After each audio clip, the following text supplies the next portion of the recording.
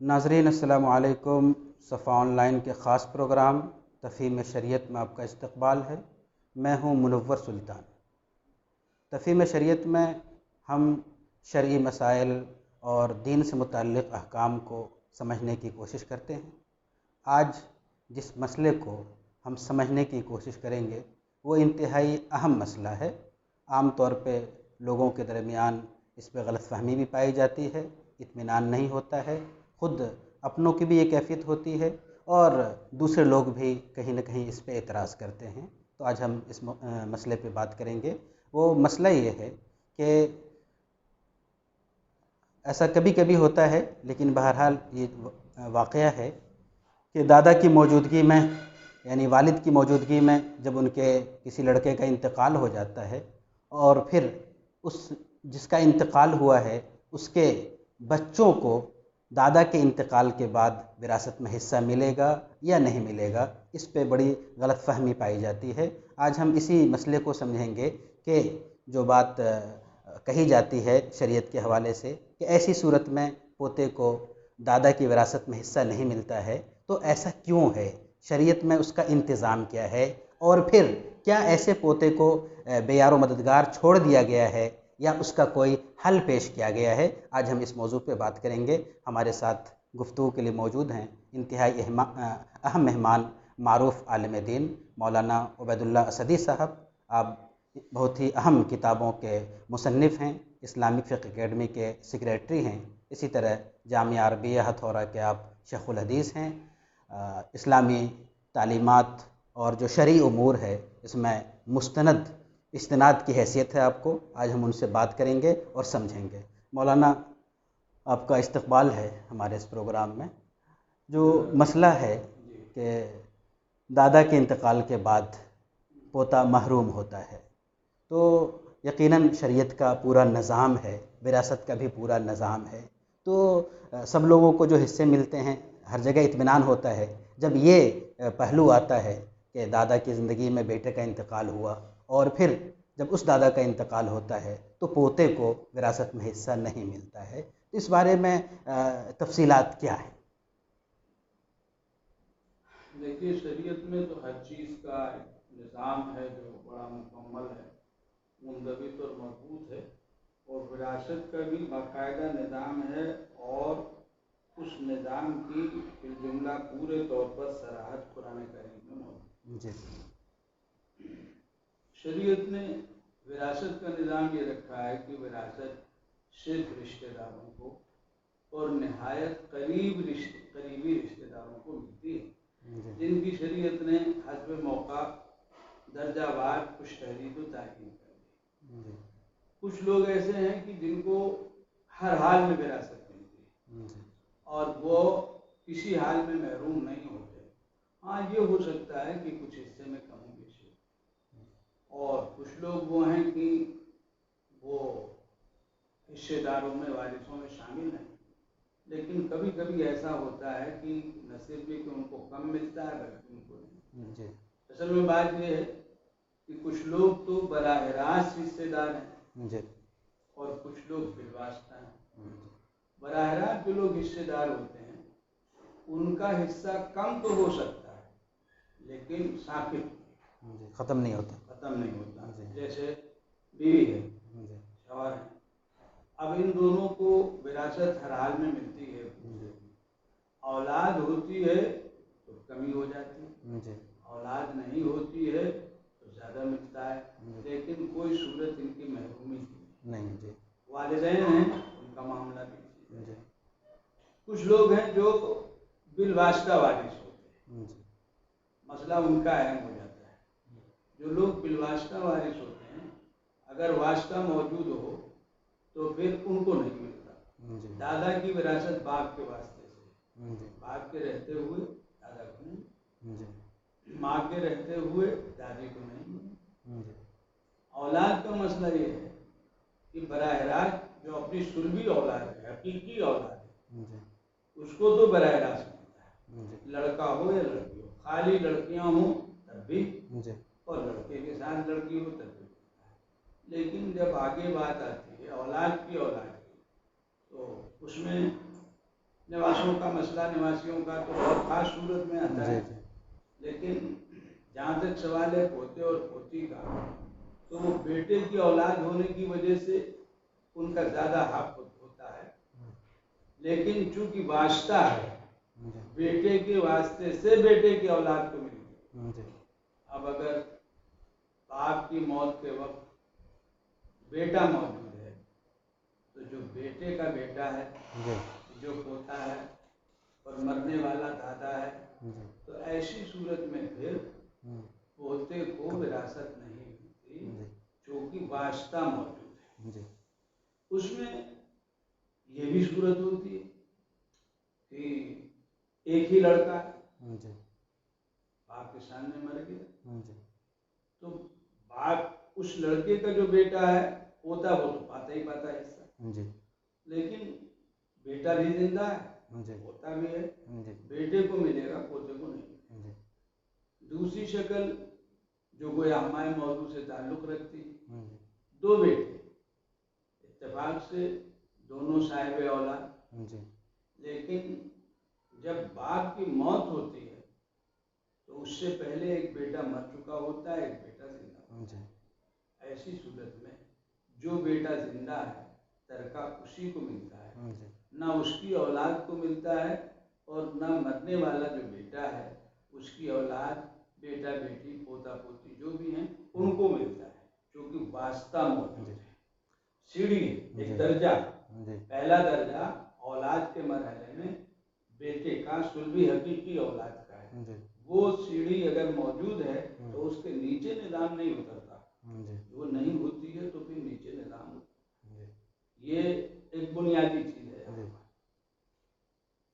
اس کے ساتھ یہ بھی ذہن میں رہے کہ ایسا نہیں ہے کہ پوتا ہر حال میں محروم ہوتا ہے، جیسے ابھی بات آئی ہے کہ ایک شخص کا ایک بیٹا صاحب اولاد اپنی اولاد چھوڑ کر اپنے باپ کی زندگی میں وہ مر گیا، اب جب بیٹے کا باپ مرا یعنی دادا، تو بیٹا نہیں ہے، بیٹے کی اولاد ہے، تو جیسے بیٹا مستحق ہوتا اسی ویسے ہی وہ مستحق ہوں گے، اولاد پوتا بھی، حتیٰ کہ پوتی بھی مستحق ہوگی۔ اب اس میں یہ ضرور ہے، جیسے پہلے بھی آ گیا کہ بھائی دو بیٹے تھے، ایک مر گیا، ایک زندہ ہے، تو جو مر گیا اس کی اولاد کو نہیں ملے گا۔ تفصیلات میں ہمارے علماء نے لکھا ہے کہ شکلیں 26-27 بنتی ہیں، قریب قریب، جو بڑی کتابوں میں تفصیل نہیں کی جا سکتی، اور ہمارے بعض بزرگوں نے اس سلسلے میں رسالے لکھے ہیں، وضاحت کی۔ صرف ایک شکل ایسی ہے کہ جس میں پوتا محروم ہوتا ہے، ورنہ بہت سی شکلیں نہیں، تقریباً 25-26 شکلیں ایسی ہیں کہ جس میں کسی نہ کسی درجے میں اس کو درکار، شریعت سے ناواقفیت، شریعت کے نظام سے ناواقفیت، کچھ اور چیزیں، ان کے نتیجے میں یہ ذہن پیدا ہوتا ہے، اور پھر اسلام پر ایک الزام کی گویا لوگ راہ نکال دیتے ہیں کہ اسلام جیسے مذہب میں بتائیے یتیم پوتے کو محروم کر دیا گیا، یہ بہت بڑا ظلم ہے۔ ایسا نہیں، ایک ہی صورت ہے، پھر وہاں شریعت کا نظام اور ضابطہ ہے، کوئی چیز شریعت میں ایسی نہیں ہے کہ بے ضابطہ ہو۔ اس لیے یہ خیال اور احساس درست نہیں ہے کہ شریعت میں یتیم کے حق میں میدان وراثت میں کوئی ظلم کیا ہے۔ تو مولانا گویا جو بنیاد ہے وہ واسطہ ہے، کہ اگر مطلب پہلی کڑی موجود ہے تو دوسری کڑی والوں کو نہیں ملے گا، ایک بات۔ دوسری بات آپ نے بڑی اہم فرمائی کہ اس کی بہت سی شکلیں ہیں جہاں پوتے کو عموماً ملتا ہے، ایک شکل ہے جس میں نہیں ملتا ہے، اور اتفاق یہی چیز معروف ہے اور لوگ اس کا تذکرہ کرتے ہیں، تو یہ جاننا ضروری ہے کہ بہت سی شکلوں میں ملتا ہے۔ دوسری اہم بات جس کی طرف شروع میں ہم نے بات کی کہ اگر وہ ایک ہی مثال جب نہیں ملتا ہے، ایسی صورت میں بھی اس پوتے کو کیا ایسے ہی چھوڑ دیا جائے گا یا اس کی کفالت کس کے ذمہ ہوگی؟ شریعت میں اس کے بارے میں تفصیلات کیا ہے؟ دیکھیے ایسا ہے کہ دنیا کے نظام میں بھی محروم طبقات کے لیے بڑا انتظام ہوتا ہے، فکر ہوتی ہے، قوانین بھی بنتے ہیں، اور ہماری شریعت جو سراسر فطرت کے بھی مطابق ہے اور عین رحمت ہے۔ یہاں جب جو لوگ ہمارے ہم مذہب نہیں، جو لوگ ہمارے رشتہ دار نہیں، وہ ضرورت مند ہوں جی جس عنوان سے ان کی فکر کا حکم ہے جی اور ان پر خرچ کرنے کی بڑی اہمیت ہے. جی حتیٰ کہ بعض مواقع میں قرآن کریم میں نماز اور زکوٰۃ سے پہلے ضرورت مندوں پر خرچ کرنے کی بات کہی گئی. جی سورہ بقرہ کی معروف آیت ہے لیس البر ان تولوا وجوہکم جی قبل المشرق والمغرب. اس میں ایمان کے ذکر کے بعد مال کو مختلف مواقع میں خرچ کرنے کی بات آئی ہے. پھر آیا ہے واقام الصلاۃ وآتى الزکاۃ. تو جب عام انسانی نظام میں ان چیزوں کی طرف بڑی توجہ ہے، بیوہ، مسکین، غریب، پریشان حال، تو ہمارے یہاں تو یہ نظام بڑا مضبوط اور معروف ہے. زکوٰۃ کا پورا نظام جس میں ہم دیکھتے ہیں کہ ضرورت مندوں کا ہر طبقہ آ گیا. حتیٰ کہ ایک آدمی صاحب وسعت ہے لیکن اتفاق سے فی الحال کچھ ایسی صورت ہو گئی، صبر میں ہے، پیسے نہیں، شریعت نے زکوٰۃ اس کو، تو یہاں تو اس کا سوال ہی نہیں تھا. بیوہ، یتیم، ان کی کفالت کی بڑی ہی تاکید اور بڑی ہی تعریف و توصیف ہے. عام یتیم یعنی مسلمانوں کا یتیم جو اجنبی ہو یا رشتہ دار ہو، دور دراز کا گھر کا نہ ہو، اس کی کفالت، اس کی بڑی اہمیت ہے، بڑی فضیلت ہے. حتیٰ کہ بڑی معروف حدیث ہے کہ نبی پاک صلی اللہ علیہ وسلم نے فرمایا ہے کہ میں اور یتیم کی کفالت کرنے والے قیامت کے دن اس طرح ایک دوسرے کے ہوں. یہاں یہ نہیں ہے کہ وہ یتیم گھر کا ہو، گھر کا ہو، کسی یتیم کے سر پر ہاتھ پھیرنا شفقت اور محبت کا، اس کی بڑی فضیلت. ایک صاحب نے اپنے دل کی سختی کا اظہار کیا تو حضور صلی اللہ علیہ وسلم نے فرمایا یتیم کے سر پہ ہاتھ. یہ کیسے ہو سکتا ہے کہ اپنا یتیم ہو، اپنے گھر کا یتیم ہو اور شریعت اس کا نظام نہ بنائے؟ شریعت نے کسی کو بھی بے یار و مددگار نہیں چھوڑا. اولاً تو گھر کے لوگ، قریبی رشتے دار، جو لوگ خاص طور سے وراثت کے نظام سے تعلق رکھتے ہیں، حقدار و حصہ رکھتے ہیں، ان کو مکلف بنایا ہے کہ وہ اپنے قرابت کے حق اور وراثت کے حق کے مطابق فکر کرے ایسے لوگوں کی کہ جو کسی وجہ سے محروم ہیں اور ضرورت مند ہیں، وہ فکر کریں. اور پھر قریبی رشتے داروں کے بعد آگے دوسرے رشتے دار ہیں، ان پر ذمہ داری ڈالی ہے، وہ فکر کریں. پھر معاشرے پہ ذمہ داری ڈالی ہے، درجہ بدرجہ، درجہ بدرجہ، حتیٰ کہ یہ ذمہ داری نیچے سے چلتی ہے اور حکومت اور حکام پر. کیا اس ایسے دادا کے لیے بھی کوئی حکم ہے؟ بالکل ہے. میں اسی کو ذکر کرنے جا رہا ہوں کہ بھائی ظاہر بات ہے کہ اپنا یتیم ہے، اس کا پورا مستقبل ہے.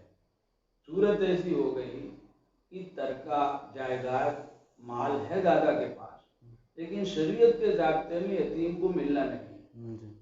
تو ایسی صورت میں اپنی زندگی میں اس کی کفالت تو دادا کو کرنی ہی کرنی، یعنی اس کے خرچ کی پوری ذمہ داری اٹھانا، یہ کرنا وہ کرنا، چونکہ اس کا باپ نہیں رہ گیا. تو اب وہ دوسری بات یہ ہے کہ جب یہ بات واضح ہے کہ میرے مرنے کے بعد میرا دوسرا بیٹا ہے، وہ بھی صاحب اولاد ہے، ترکہ اس کو مل جائے. اور ایک بیٹا جو میرا مر گیا ہے، اس کی اولاد کو ترکہ نہیں ملے گا. تو دادا کا فرض بنتا ہے کہ اپنی زندگی میں کوئی ایسا نظام اپنی املاک میں بنا جائے کہ جس کے واسطے سے ان یتیم پوتوں کی کفالت کرے. اور اس کی صورت یہ ہے کہ وہ اپنی زندگی میں باقاعدہ ان کو ہبہ کرے. زمین ہے، مکان ہے، کھیت ہے، اور اس کے علاوہ جو بھی شکلیں جو بھی جائیداد ہو اس کی زندگی میں جیسا شعور تک بچے پہنچ گئے، ہاتھ اپنے ہاتھ پیر کے ہو گئے تو ان کے حوالے کر، ان کے نام باقاعدہ ہبہ کر، اور یا وصیت کریں. وصیت کریں.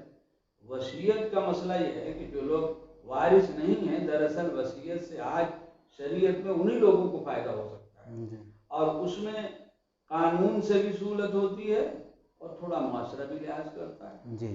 ظاہر ہے دادا کا ایک فرض یہ بنا زندگی میں باقاعدہ دے دو، قبضہ دے دو، لکھا دو، ان کا بنا دو، یا کم از کم ترکے کی نسبت سے وصیت کر جاؤ، تو تہائی ترکے میں ظاہر ہے کہ انسان کو حق ہے کچھ بھی تصرف کرنے کا، تو اس میں محروم پوتے کے لیے بھی وہ بہت کچھ کر سکتا ہے۔ پھر دادا کے بعد ظاہر بات ہے کہ اگر چچا ہے، قریبی جو رشتے دار ہیں وہ بھی ہے وغیرہ ذالک، تو ان لوگوں پر بھی ذمہ داری عائد ہوتی ہے کہ وہ فکر کریں، اس کی قریبی جو رشتے دار ہیں وہ فکر کریں، اور پھر اسی کے ساتھ یہ بات آگے بڑھتی چلی جاتی ہے۔ ہماری شریعت نے جو نظام بنایا ہے اس میں ایسا نہیں کیا ہے کہ کوئی لاوارث ہو کر ضائع ہو جائے۔ کسی بچے کی اگر کوئی کفالت کرنے والا نہیں ہوگا تو طے ہے کہ وہ 99% ضائع ہو جائے گا، وہ معاشرے کے لیے کیا بنے گا کچھ نہیں کہا جا سکتا۔ اسی لیے شریعت نے نسب وغیرہ کے نظام میں کچھ ایسا رکھا ہے کہ کوئی بچہ ایسا نہ ہونے پائے حتی الامکان کہ جس کے لیے یہ ہو کہ بھائی تمہارا تو کوئی باپ نہیں ہے، کوئی پالنے والا نہیں، جاؤ، جو بچہ ایسا ہو گیا۔ تو یہ نہیں ہے کہ یتیم کو بے یار مددگار چھوڑ دیا جائے۔ سب سے پہلے تو دادا کا فرض بنتا ہے، پھر چچا کا فرض بنتا ہے، جو لوگ اس درجے میں ہیں کہ وہ باقاعدہ ان کو کچھ دیں، ہبہ کریں وغیرہ ذالک کریں۔ ہبہ کیے بغیر ہی فرض بنتا ہے، لیکن زیادہ بہتر بات ہے کہ باقاعدہ ہبہ کر دیں، ملکیت ہو جائے، اس کو واضح کر دیں، تاکہ بسا اوقات جو تنگ ذہن قسم کے لوگ ہوتے ہیں، اعزاء ہوتے ہیں، قریبی بھی ہوتے ہیں، بسا اوقات گھر کے افراد بھی ہوتے ہیں، ان کی طرف سے کوئی جاتی نہ ہو۔ مولانا چونکہ لوگوں میں یہ مسئلہ صحیح طریقے سے لوگوں کے اندر واقفیت نہیں ہے، تو ایسے بسا اوقات یہ مثالیں ملتی ہیں، واقعات ہوتے ہیں کہ ایسے بچوں پہ ظلم ہو جاتا ہے، نہ صرف نہ ملتا ہے بلکہ جو کچھ مل سکتا ہو اس سے بھی محرومی ہوتی ہے۔ تو کیا اس تناظر میں کچھ بیداری پیدا کرنے کی اس خاص انداز میں ضرورت ہے؟ صحیح ہے۔ دیکھیے شریعت کے بہت سے مسئلے بڑے موٹے موٹے ہیں، لوگوں کے سامنے ہیں۔ اب جیسے یہ کہ بھائی ایک باپ مرا دو بیٹے ہیں، یا ایک بیٹا مر چکا ہے، اس کی اولاد ہے، یہ تو سب کو پتا ہے ہمارے یہاں کہ یتیم کا کیا حق ہے، اس کا بھی حق ہے، جو کچھ بھی ساری چیزیں، لیکن اس کے باوجود جب مزاج صحیح نہیں ہوتا ہے تو تمام طرح کی زیادتیاں ہوتی ہیں۔ بھائی بھائی کا حق مار لیتا، بھتیجا تو بہت دور کی بات ہے، تمام چیزیں ہوتی رہتی ہیں۔ ضرورت اس بات کی ہے کہ جو جلسے ہوتے ہیں، مجلسیں ہوتی ہیں، ان مجلسوں میں حسب موقع اس انداز کی چیزیں سامنے لانی چاہیے لوگوں کے کہ دیکھو شریعت نے یہ حق رکھا ہے، اور صرف یہی نہیں لانا چاہیے کہ بھائی یہ ذمہ داری ہے، اس کی فکر کریں اور اس کا نظام بنائیں۔ یہ بھی لانا چاہیے کہ جو لوگ حق تلفیہ کرتے ہیں تو ان کا انجام دنیا اور آخرت میں کیا ہوگا۔ ظاہر بات ہے کہ بڑی زیادتی جس کا انجام آخرت میں بھی برا ہوگا، اور ان چیزوں کا انجام دنیا میں بھی اچھا نہیں ہوتا کہ دوسروں کا حق، زمین جائیداد وغیرہ مانگے۔ تو یہ چیزیں تو مساجد کے ائمہ بھی اس میں رول ادا کر سکتے ہیں، ضرور کر سکتے ہیں۔ جمعے کے دن جو خطاب ہوتا ہے، اور جمعے میں خطاب ضرور ہونا چاہیے حدود کا لحاظ رکھتے ہوئے، اس میں ظاہر بات ہے کہ معاشرے کے یہ سارے جو موضوعات ہیں حسب موقع آتے رہتے ہیں، جو بھی ہمارے مسئلے ہیں، عقائد وغیرہ کی باتیں جیسے مناسب آتی ہیں، ایسے ہی معاملات کی، معاشرت کی، حقوق کی 10-15 منٹ کے بیان میں مختصراً آنا چاہیے۔ 365 جمعے سال میں ہیں، ہر جمعے میں اگر ایک منظم طور پر کچھ بات اس طرح کی کہی جائے تو اس کا نفع بہت ہوگا، اچھا پیغام ہوگا۔ اچھی بات یہ ہے کہ عوام میں جمعے کی نماز کا بڑا اہتمام ہے، شہروں میں بھی دیہاتوں میں بھی۔ ایک طبقہ 90% یہ اس سے آگے وہ ہے کہ جو جمعے کے علاوہ بقیہ نمازوں میں آتا ہے، اور آئے تو کچھ زیادہ وقت بھی نہیں دیتا۔ مثال آئے مسجد میں بیٹھے، کوئی مجلس ہو بھی رہی ہے تو پھر وہ اس میں شریک نہیں ہوتے، لیکن جمعے میں لوگ وقت دیتے ہیں، اس سے فائدہ اٹھاتے ہوئے یہ سارے موضوعات جو اس طرح کے ضرورت کے ہیں یہ لوگوں کے سامنے لانے چاہیے اور رکھنے چاہیے۔